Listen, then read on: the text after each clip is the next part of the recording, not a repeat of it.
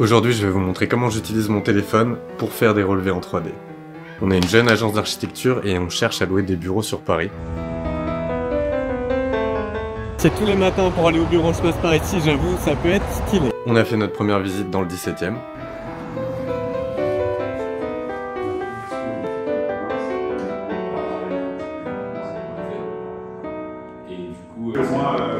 Il était là. Et quand on arrive sur place, le premier truc que je fais, c'est que j'ouvre Polycam. Franchement, c'est assez rapide, il y a juste à parcourir toute la pièce et à faire un scan un peu de tous les angles. Une fois que tu as fait ton modèle, tu as juste à appuyer sur synchroniser et c'est synchronisé en direct sur l'iPad. Tu peux te mettre en vue en plan, comme ceci. Tu fais un screenshot, ça te permet de faire un croquis assez rapidement.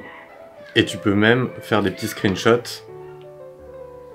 Et tu peux venir dessiner sur la 3D. Ça te permet de montrer un peu à ton client des premières intentions, des premières idées.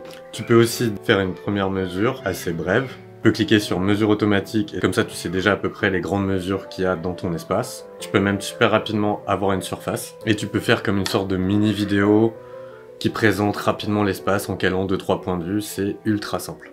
Et une fois que tu l'as synchronisé, après tu peux l'avoir sur le PC et tu vas retrouver tous tes nuages de points. Tu cliques dessus, tu fais partager, tu copies le lien, tu peux l'envoyer à ton client et il va retrouver le modèle en 3D et pourra le regarder. Ce qui est plutôt pas mal quand même. Donc pour faire ça par contre il va te falloir un iPhone ou un iPad avec le capteur LiDAR. Celui-là là. Après je vous montrerai, il y a quand même d'autres solutions pour le faire en photo avec n'importe quel téléphone. Ou bien avec un drone aussi, ça fonctionne super bien. Vous pouvez faire un relevé d'un immense terrain, vous imaginez pas le temps que ça peut vous faire gagner. Donc comment ça fonctionne en fait, c'est que ce petit capteur, il va envoyer un faisceau qui va se répercuter sur un objet, il va repartir et il va revenir sur le capteur. Un peu comme avec un mètre laser au final. Là, il va envoyer un laser et il va recevoir dans la cellule. Ça permettra d'avoir exactement la distance précise depuis l'appareil de ce point-là. Ce qui est bien en plus, c'est que du coup, ça prend une photo en même temps, donc le point, il a une couleur, et il est localisé dans l'espace. Donc ça va faire ça plein de fois, et ça va permettre de constituer la 3D. Donc très concrètement, on va avoir l'iPhone qui va envoyer un laser, il va se répercuter contre une surface, et il va revenir vers l'iPhone. Ça permettra d'avoir la distance entre l'iPhone et l'objet, et en plus, l'iPhone il va prendre une photo de ce point-là. Ça c'est pour la partie LiDAR, mais ça marche aussi avec la photogrammétrie. Mais par contre, le petit défaut, c'est qu'il va manquer l'échelle de la 3D. Bref, je vous explique exactement comment je fais. L'application que j'utilise c'est Polycam, il y a une version gratuite qui te permet de prendre le scan, de mesurer, et tu as une version payante qui va vraiment nous intéresser et qui va permettre d'exporter ton modèle dans plein de formats différents. À l'époque ça coûtait que 90 $ par an, c'était vraiment pas cher, maintenant ça a augmenté, ça coûte 200 $ par an. Mais ça vaut vraiment le coup. Alors comment ça fonctionne très concrètement? Tu arrives sur Polycam, tu appuies sur le plus. Tu choisis bien espace. Donc ce que je te conseille de faire, c'est faire 2 scans. Le premier avec plante sélectionnée. Tu laisses obturateur sur auto et tu gardes bien espace sélectionné. Donc après, concrètement, tu vas d'abord viser un angle de ta pièce. Donc par exemple, là on va prendre ça. Tu descends. Et là tu vois comme une ligne blanche en fait qui vient de se dessiner. Et tu vas jusqu'à l'autre angle. Une fois que tu as tes 2 lignes blanches qui se sont bien jointées et que tu as l'angle qui correspond exactement à ton espace, tu peux continuer à scanner. Et en gros, tout ce qui est en bleu n'est pas scanné et tout ce qui apparaît, ça veut dire que ça a été scanné. Donc tu fais bien tout le tour, tu vas voir, il va prendre tous les meubles et tous les angles. Et surtout, il faut se déplacer dans l'espace. Comme ça, tu as vraiment tous les côtés de ta pièce.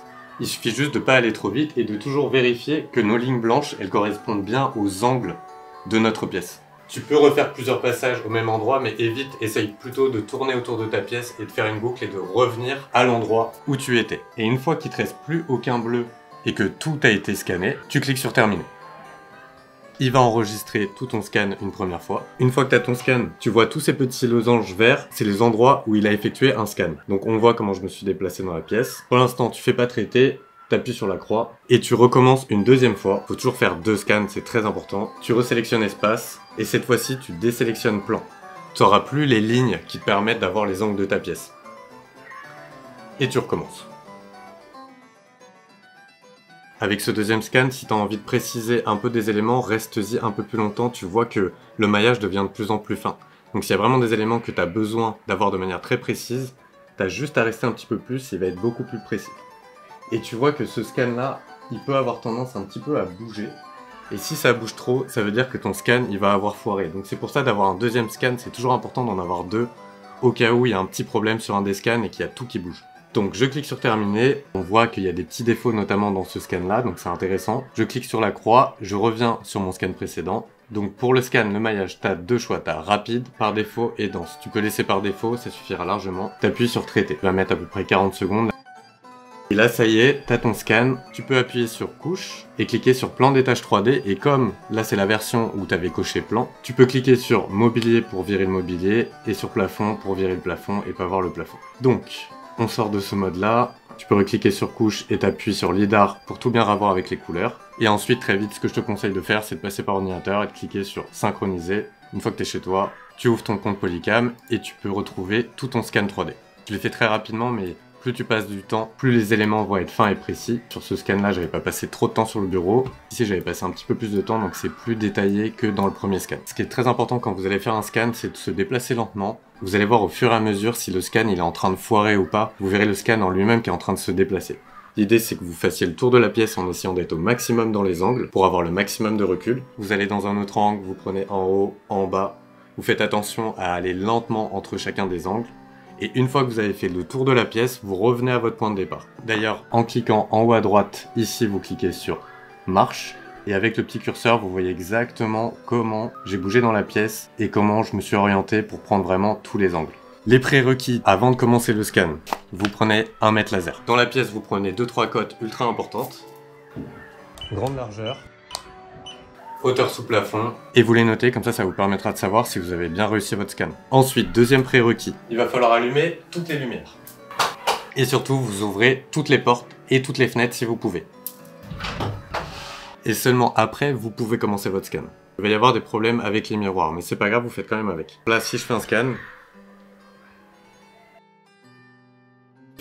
à travers le miroir, on va traiter. Étonnamment, il l'a pas fait, mais normalement, à travers le miroir ici, vous êtes censé avoir exactement le même espace derrière. Parce que les lasers sont pas censés comprendre vraiment que c'est un miroir, ils vont penser que c'est une fenêtre vers un espace derrière. Bon là, apparemment, sur la dernière version, ils ont l'air d'avoir éliminé le problème. Vous demandez aux gens de bouger, vous essayez de pas les scanner en tout cas, parce que s'ils bougent, ça va créer des artefacts très bizarres. S'ils bougent pas, à la rigueur, ça va, parce que ça va juste le modéliser en 3D. Là, c'était Malik qui était en train de faire un petit relevé. Mais s'ils bougent, vous risquez d'avoir des petits problèmes, donc évitez de les avoir. Ensuite, la difficulté que vous pouvez avoir, c'est ce qu'on appelle du drift, et c'est là où l'iPhone, il va perdre l'ancrage. Et donc va y avoir une forme de dérive. Et ça arrive très souvent dans les couloirs ou les espaces très étriqués. Sur ce projet, on voit très bien que l'intérieur il a l'air d'être plutôt bien scanné.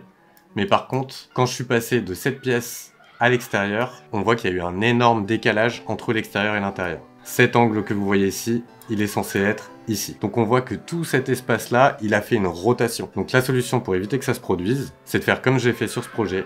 Vous prenez l'extérieur d'un seul bloc. Normalement, ça devrait le faire. Vous ouvrez toutes les portes et vous venez un peu préciser ce qui se passe à 1 mètre derrière la porte. Ici, ou bien juste ici. Vous arrêtez votre scan et vous le recommencez depuis l'intérieur, comme ça vous avez vraiment tous les éléments. Et vous n'oubliez pas de scanner ce qui se passe juste à l'extérieur, 1 ou 2 mètres derrière. Après, comme ça, vous pouvez prendre tous les morceaux et venir les recomposer dans votre logiciel. Ou bien, vous utilisez le logiciel CloudCamper, c'est gratuit. Et ça va vous permettre de modifier votre nuage de points ou de recoller des nuages de points ensemble. Ça se présente comme ça, je vais pas vous faire un tuto dessus, mais ça permet vraiment de faire pas mal de choses avec un nuage de points. Une fois que vous avez fait votre nuage de points, vous cliquez bien sur synchroniser et vous allez pouvoir l'avoir sur vos clouds directement sur votre iPad. Et ce qui est pas mal sur l'iPad, c'est que tu peux dessiner dessus. Donc tu as plusieurs modes pour pouvoir naviguer dessus. Le premier c'est AR, donc là tu vas pouvoir être dedans, qui va te permettre de regarder vraiment tout l'espace comme il est. Tu peux également bouger le modèle en gros. Reculer, avancer, bref, t'es dedans quoi. T'as le mode marche, qui te permet avec un petit curseur de te retrouver aux endroits où t'as fait le scan, et tu peux évidemment te déplacer dans la vue pour regarder tout autour. Et enfin t'as le mode orbite qui permet avec les doigts de naviguer autour de ton modèle. Le deuxième mode, ça te permet soit d'afficher un maillage blanc, soit d'afficher le maillage en transparent, donc c'est vraiment une maille, on voit que des triangles, ou bien d'avoir le scan avec les textures et les couleurs. Ensuite t'as l'affichage ortho ou l'affichage en perspective. L'affichage ortho, ce qui est pas mal, c'est que du coup tu peux te mettre très vite en plan, faire un petit screenshot, t'assombrir un peu, faire des petits croquis, et t'enregistres et tu peux envoyer directement au client. Pour dessiner en 3D dessus, tu te mets en perspective, choisis ton point de vue, screenshot, tu peux dessiner dessus, pour dire, je sais pas, ici il y aura une télé, j'en sais rien. Bref, t'as capté l'idée. Tu peux faire des petits screenshots, des photos, mais comme tu peux pas gérer ça vraiment sous forme de calque, moi je vous conseille de faire plutôt un screenshot. Bref. T'as des petites options qui te permettent de faire des vidéos, ça sera pas toujours très utile, très honnêtement. T'as l'option orbite, tu cliques dessus, comme ça fait une orbite de la maquette. Tu peux enregistrer la vidéo en cliquant en haut à droite. Et comme ça enregistre sur ton iPad et tu peux l'envoyer à un client, à un collaborateur. Tu peux recadrer la maquette ou la faire pivoter ou bien la redimensionner, mais je vous conseille pas trop de toucher à ces outils, surtout si vous l'avez fait avec un lidar parce qu'elle sera vraiment à l'échelle et bien orientée. Ça, vous le faites que si vous faites de la photogrammétrie et notamment par exemple avec une vidéo de drone. Vous pouvez remailler, c'est-à-dire avoir plus de polygones pour que le modèle soit un peu plus précis. Honnêtement, Suite Base, il fonctionne très bien, même pour redessiner dans un logiciel. Vous pouvez l'afficher en plan et afficher également les mesures. Vous pouvez retraiter le scan. Il y a plein de petits outils, mais honnêtement, là, je vous ai montré l'essentiel. Ce qui devient vraiment intéressant avec les nuages, c'est de pouvoir les traiter dans un logiciel d'architecture. Donc on revient sur les bureaux qu'on a visités, que j'ai trop envie de prendre d'ailleurs. Vous cliquez sur télécharger. Avec la version pro, vous pouvez vraiment télécharger dans plein de formats différents. Par exemple, OBJ, ça va vous faire un modèle vraiment en maillage. Moi, ce que je fais en tout cas pour Archicad, et je ferai peut-être une vidéo tuto sur tous les autres logiciels, SketchUp, AutoCAD, comment traiter un nuage de points, je l'exporte en X, Y, Z. Je fais exporter, j'ouvre Archicad, on va faire un nouveau fichier. Donc là, vous êtes sur la vue en plan, vous faites fichier, interopérabilité, importer nuage de points. Vous sélectionnez le fichier XYZ qui a été exporté avec Polycam. Vous faites ouvrir. OK. Créer et placer. Moi, je préfère cliquer sur spécifier l'origine. Je fais OK. Je mets l'origine ici.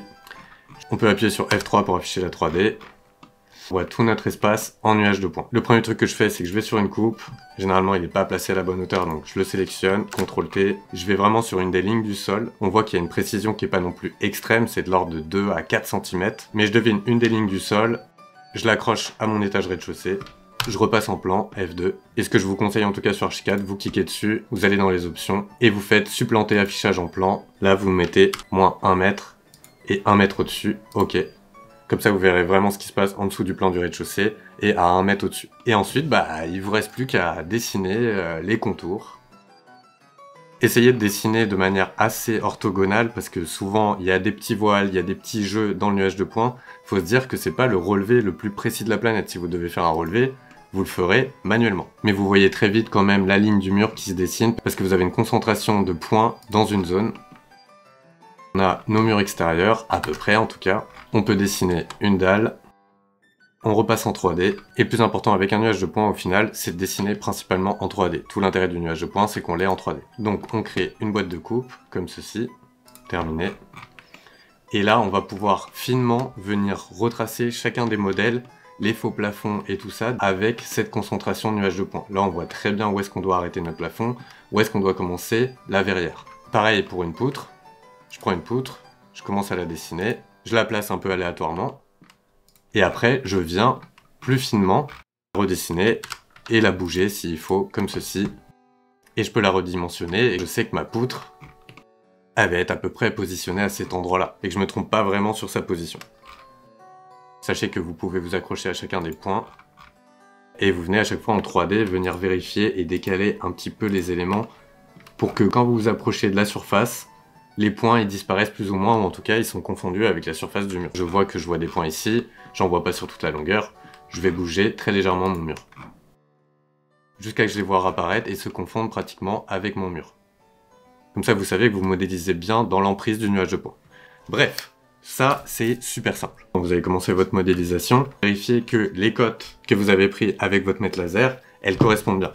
Donc il faut toujours mesurer les hauteurs sous plafond, et les grandes cotes que vous avez prises, comme ça vous allez pouvoir voir s'il y a des défauts dans le nuage de points. S'il y a des défauts, vous utilisez le deuxième nuage de points, et si vraiment ça fonctionne pas, vous faites votre nuage de points morceau par morceau que vous venez recoller ensuite. Il faut prendre ce nuage de points comme une maquette un peu brouillonne à partir de laquelle vous allez pouvoir démarrer votre projet. Vous préciserez votre modèle et votre dessin au fur et à mesure en retournant sur site s'il y a besoin. Et ce qui est vraiment super avec ces nuages de points, c'est que par exemple, entre deux étages, vous allez pouvoir avoir l'épaisseur de votre plancher. Vous pourrez aussi scanner vos façades jusqu'à, on va dire, 8 mètres. Le lidar, il ira pas beaucoup plus loin. Après, ça fera un peu des ersatz comme ça, mais ce que vous pouvez faire, vous mettez votre téléphone sur une perche, vous la glissez le plus haut possible et vous allez pouvoir avoir un étage de plus. Donc pour tout ce qui est de petite maison, vous pouvez scanner l'intégralité de la maison avec un lidar. Là où c'est vraiment puissant, sous des rampants ou quand il y a des charpentes très compliquées. Ici, on est sous comble, il y a une charpente infernale. Je l'ai pris très rapidement, mais au moins j'ai mes fiches, mes contre-fiches. Bref, j'ai tous les éléments et surtout j'ai les pentes de mes rampants et de la toiture. Donc ça me permet de dessiner très rapidement un espace un peu complexe comme celui-ci, sans avoir à prendre 1000 cotes et à faire des estimations. Là, on a quelque chose d'assez précis. Mais vraiment là où ça devient vraiment ultime, et je l'utilise dès qu'il y a des très gros terrains, c'est ce qu'on appelle la partie photogrammétrie. Sur ce projet-là, j'avais besoin de prendre vraiment toute la parcelle. J'ai fait un tour de drone autour de la maison. D'ailleurs, on voit que tout ce qui est en gris, c'est que c'était un peu en dehors du champ, mais il a quand même réussi à faire la modélisation de ce qui se passait autour. Donc vous allez pouvoir avoir la modélisation du contexte et la modélisation de votre terrain et de la maison en question. J'ai fait la même chose pour le projet à côté de Rodez, parce que là, le terrain, je peux vous dire qu'avant de le prendre en relevé, va falloir appeler réellement un géomètre. Et si vous avez besoin de faire une faisabilité ultra rapidement, un petit coup de drone, je vais vous montrer la vidéo, ça a été fait vraiment, mais à l'arrache totale, mais ça fonctionne super bien. Donc voilà, la vidéo elle a rien de cinématographique, j'ai juste avancé sur des morceaux de terrain. En plus j'ai même pas utilisé un drone de fou, ça doit faire 5 ou 6 ans que je l'ai. La batterie elle tient pas, ça a dû durer à peine 15 minutes à tout péter pour faire tout le site. Une fois que tu as fini la vidéo, tu cliques sur Create, tu cliques sur la première option, Create 3D Model from Image ou Vidéo, tu choisis ton fichier.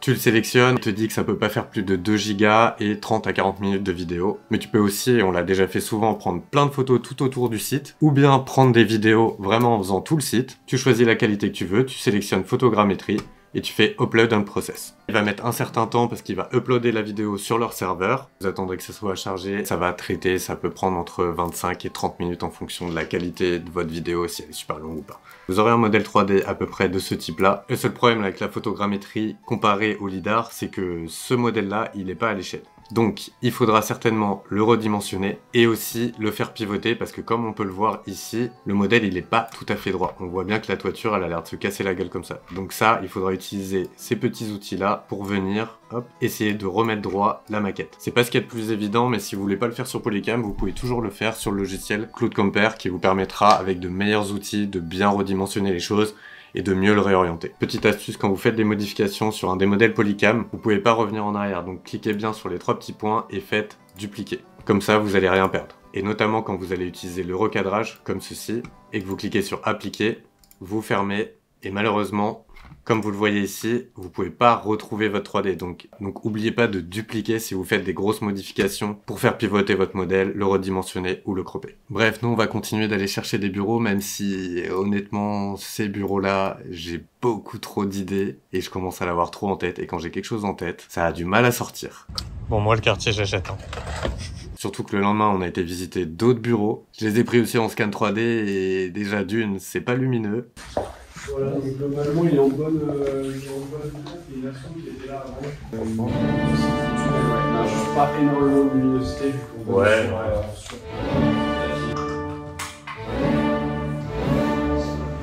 C'est sec. Surtout ça là, le chiotte avec l'extincteur et juste derrière le meuble de cuisine.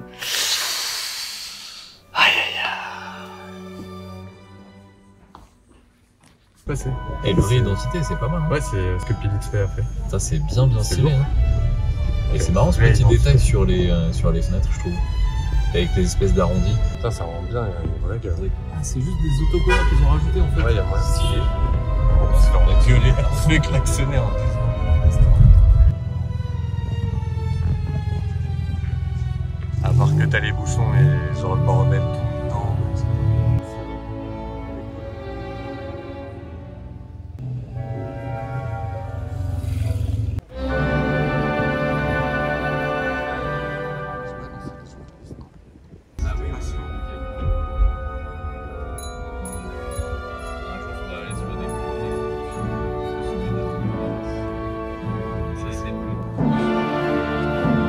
Des vrais purs parisiens qui travaillent à Paris, dans le Marais, dans le 17e, à l'Arc de Triomphe.